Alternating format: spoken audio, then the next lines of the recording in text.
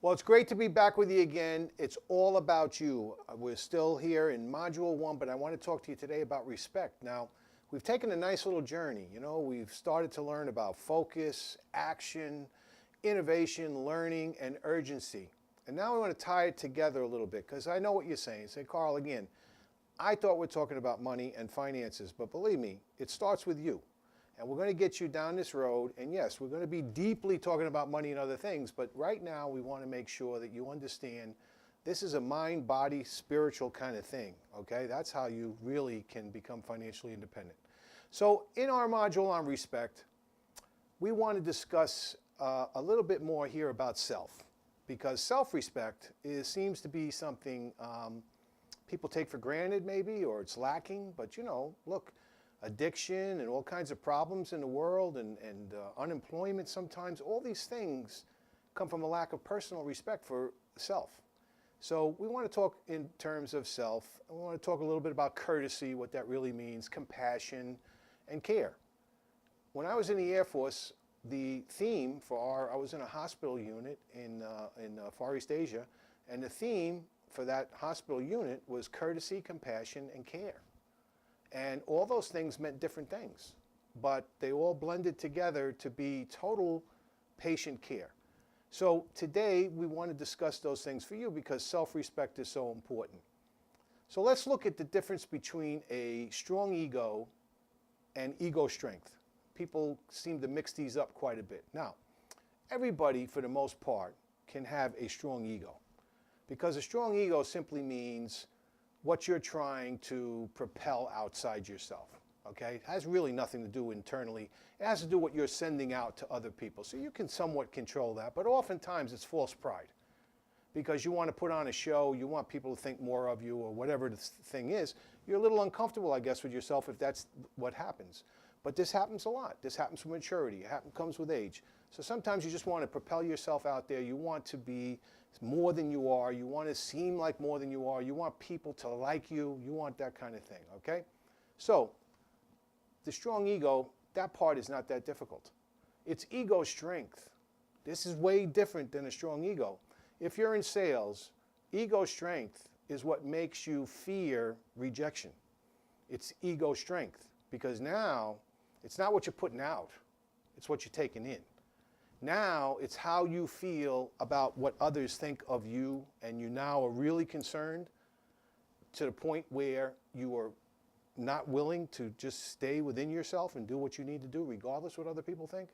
So ego strength is something that you need to have a great deal of, especially if you're going to go in a professional career of sales or entrepreneurialism.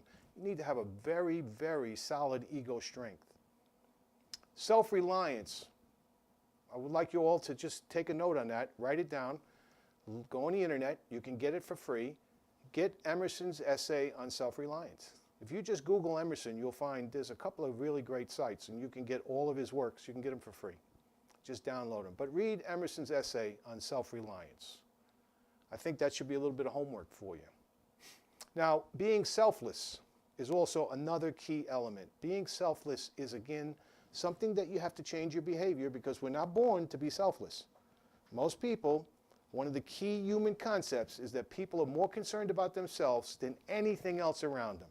And by the way, nothing wrong with this, but you could test it yourself. When you speak with people, they will spend 90% of the time talking about themselves. We all make that mistake. It happens, okay? People are not built to be selfless. People are built for survival. They're built to be sort of selfish in certain areas. Now, there are areas to be selfish. You need to be selfish when it comes to learning. You need to be selfish when it comes to urgency. You need to be selfish when it comes to taking action because if you're selfish in those areas, you will help more people. So there's a good part of selfishness, okay? But it's not about me, me, me, me, me. So, again, people are dramatically more self-interested. Now, you need to know that when you communicate with people. It's a key element. It's another way for you to earn a great deal of money when you know this. Courtesy. Wow. I'm not sure we're living in a courteous society today anymore. Now, that's really kind of I don't want to make an indictment on society, but, the old courtesies, simple things, holding a door for someone, saying thank you, You know, I guess the world has gotten so fast and the world has moved so quickly that courtesy is an afterthought.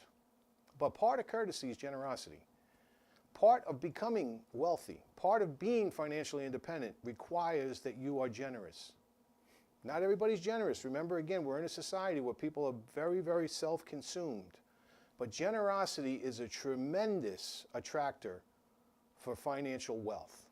Generosity goes a long, long way. You need to have a giving nature, and you need to observe abundance. We talked about the law of cause and effect. Generosity is a big part of it. Connection.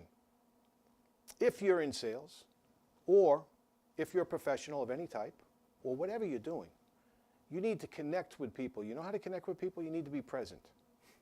Let me ask you, have you ever sat down with somebody, we'll go back to the ego strength and the ego again, but have you ever sat down with somebody and you knew immediately that they weren't there? Now, they were talking, but maybe their eye contact wasn't there with you, but you could get the sense that they just were not sincere.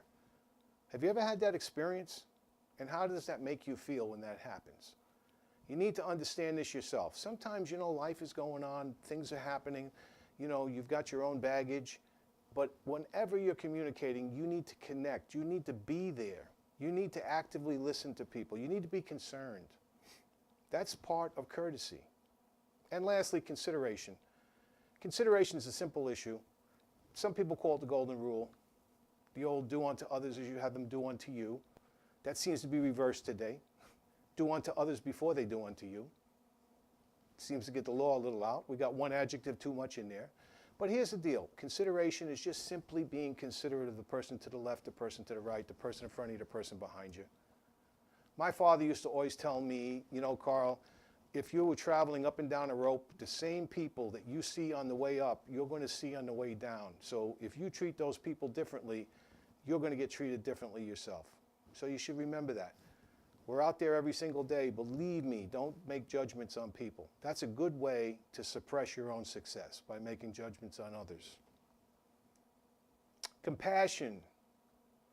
Compassion is an emotional issue. Simple kindness. Basic human connection. You know, go out every day. You know, we used to talk about going out every day and doing a random act of kindness. Now, a random act of kindness doesn't always have to be attached to money. You know, some people, you've heard the stories, they go out to a restaurant, they pick up somebody's bill, right? They go to a toy store and they buy somebody's toy. Whatever they do, a random act of kindness. A random act of kindness can just be simply a smile. It could be a tap on the back. It could be a handshake. It could be a recognition of somebody. You pass by a homeless person, you just recognize them. You don't have to give them money, you don't have to do anything. You just recognize, hey, I know you're there. You're a human being. It's just a matter of compassion.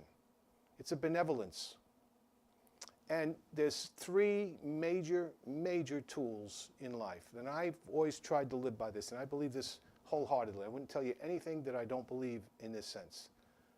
There's three real main issues for your inner key, your being, and who you are. It's gratitude, it is expectation, and it's forgiveness. So you should be grateful in all things. If you want to attract things to yourself, grateful in everything. Grateful in good stuff, grateful in bad stuff, negative conditions, okay? Forgiving. You want to be forgiving, but the most important part about forgiving is forgiving yourself first. You have to forgive yourself before you can forgive anybody else. And lastly, in compassion, it's a matter of grace. When you're congruent in your actions towards others, you're going to emanate grace. That's just what you do, okay? Because you're compassionate for others. Let's look at care. Care is a two-sided word. Care means I care about you. Care means I care for me, right? It could be either way. So care could be I'm concerned. I'm concerned about me is more self-cared because I'm concerned about you is selfless. Caregiving, that's caring about others, okay? But you need to differentiate. You need to differentiate and separate yourself from what you do for the crowd and what you do for yourself and what you're doing for everybody around you. That's how you're going to accumulate wealth. And you need to share yourself. There's no fear in sharing who you are, truly. Not the ego projection, not the ego strength, but just sharing who you are honestly. Be honest to who you are and what you do and how you do it. People will recognize that. People will see it. People will attract to you because they know that you're genuine. So we've come down a little pathway. We talked about being focused. We've talked about how you need to innovate. We've talked about being counterintuitive. We know that learning is the map, urgency is your gas pedal, but here you go, respect is your chassis. So we're building this automobile, moving down the road. We got our map, we got our gas pedal, and we got our chassis. So today, get that journal out and start working a little on who you are, what you do, how people might perceive you, how you feel about you. Dig deep on these things because, again, these are all things that are going to help attract money to you. So, again, put it in terms of money. Okay, so that is our deal on respect. And I look forward to you coming forward in lesson 7. And I look forward to seeing you very soon.